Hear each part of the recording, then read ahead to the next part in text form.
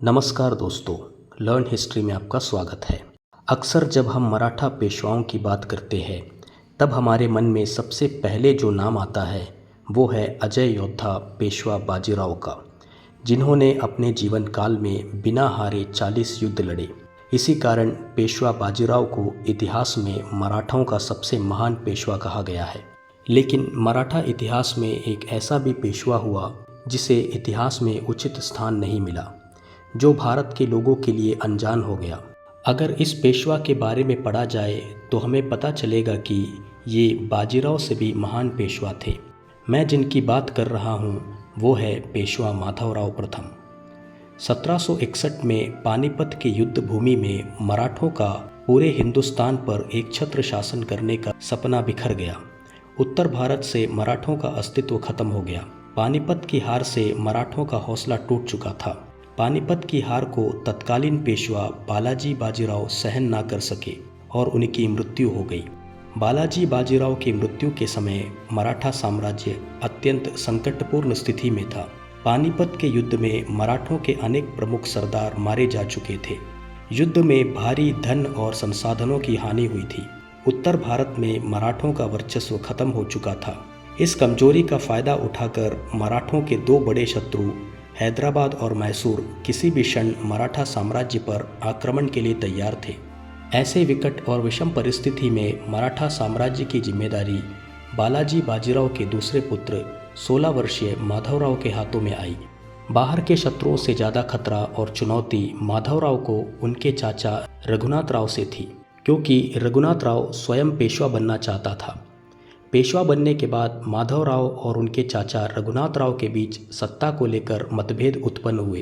प्रशासनिक नीतियों पर दोनों की राय अलग थी। माधवराव के द्वारा लिए जाने वाले हर निर्णय का रघुनाथ राव विरोध करते थे। दरबार का एक प्रमुख हिस्सा रघुनाथ राव के साथ था, क्योंकि दरबारियों को 16 साल के बालक की अपेक्षा तजुर्बेदार रघुनाथ राव के विवेक पर ज़्यादा भरोसा था। इन सब मतभेदों का परिणाम निकला 1762 का आलेगांव का युद्ध। रघुनाथ राव के कहने पर निज़ाम हैदराबाद ने मराठा साम्राज्य पर हमला कर दिया। रघुनाथ राव माधवराव को ये दिखाना चाहता था कि मेरे बिना तुम निज़ाम का मुकाबला नहीं कर सकते। परिणाम स्वरूप माधवराव को रघुनाथ राव के सामने झुकना पड़ा और उदगीर के युद्ध में सदाशिवराव भाऊ के द्वारा जीते हुए सारे इलाके वापस निज़ाम को देना पड़ा।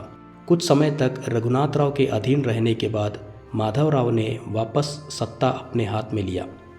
खोई हुई जमीन को वापस लेने के लिए माधवराव ने निज़ाम से युद्ध किया। इस युद्ध को राक्षस भुवन का युद्ध कहा जाता है।